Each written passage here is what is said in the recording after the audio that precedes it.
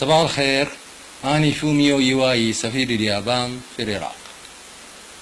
أيامكم سعيدة وكل عام وأنت بخير. إن شاء الله ينعاد عليكم بالصحة والسلامة والأمن والأمان.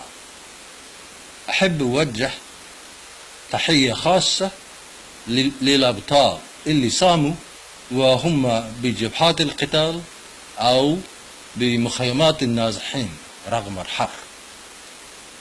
ما أنسى طبعا كل الأبرياء ومنهم هواية أطفال اللي أنطوا حياتهم للبلد خلال الشهر اللي فات وقبل صلوات.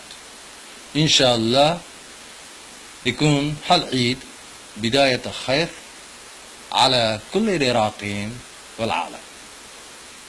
هاي سنة أنا سمت الثلاث أيام الأخيرة من رمضان وحاسة جوعان ومتحمس آكل جيمر وكاهي وكليتشا العيد.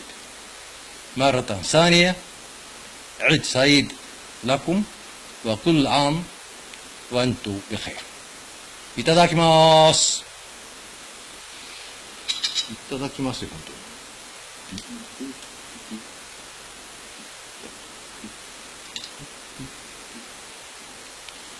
بسم الله. طيب يا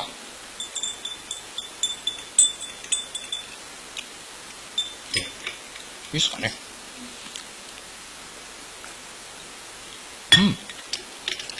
كل شيء طيب.